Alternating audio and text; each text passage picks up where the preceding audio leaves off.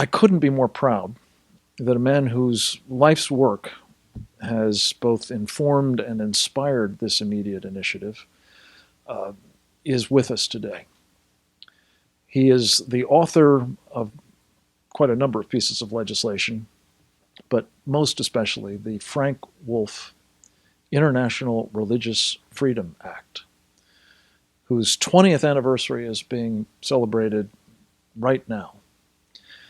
And I couldn't be more proud that he is associated with this, that he was one of the first signers onto this letter, and that I know he will be among those who will be helping us both hold accountable the persecutors themselves and, indeed, the people who are helping them do this.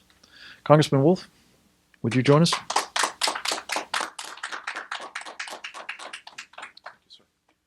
Well, thank you very much, and thank you for attending.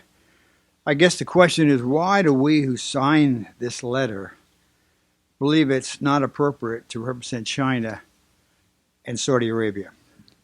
If you were at the event on Monday, the U.S. International Religious Freedom Commission issued this report. It is so powerful and damning to what's taking place to many, many faith groups.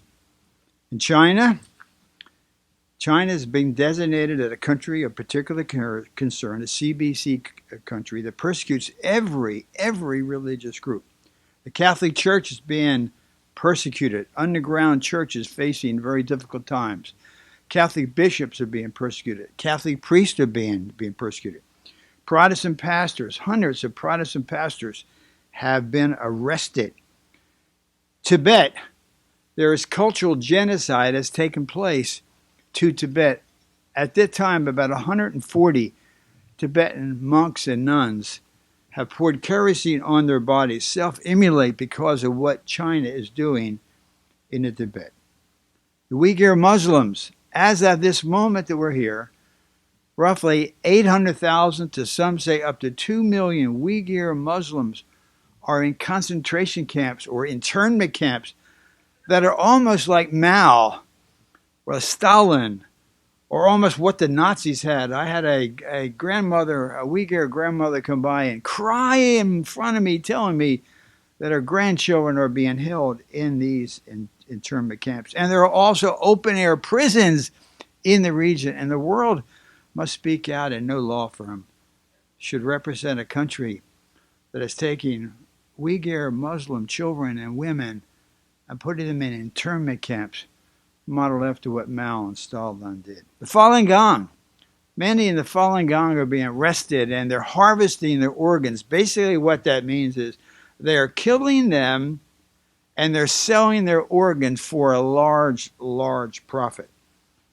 Many, many lawyers who are representing all of these denominations have also been arrested and taken away. And also, if you saw the testimony by Director of the FBI, Wray, several weeks ago, they are spying against our country and are funding these groups called Confucius Institutes, whereby the Dalai Lama could not be invited, or somebody from the International Committee for Tibet could not be invited. A Catholic priest from China could not be invited. A Protestant pastor from China could not be invited. A Uyghur, Reba Kadir, could not be invited. Next on Saudi Arabia. The Washington Post has covered the killing, the dismembering of Jamal Khashoggi. Why would any law firm represent a country that has done that to Mr. Khashoggi? They have published textbooks that are anti-Semitic and anti-Christian. Just look at the textbooks that the Saudis have been putting out over the years. Look at the recent mass executions that took place last week. 37 people beheaded, one of them a 16-year-old boy. And keep in mind, they have funded radical Wahhabism all over the world, from Indonesia to Albania to Sarajevo to many other places. And keep in mind, my former congressional district was Northern Virginia, and 15 of the 19 hijackers that were on the planes at 9/11 were from Saudi Arabia. So the question is, how does a law firm represent and take money from countries that do this. Lastly, with regard to Qatar, I've been to Iraq a number of times in the last couple of years. And on the first trip, when we were there, we were up in the Nineveh Plains region.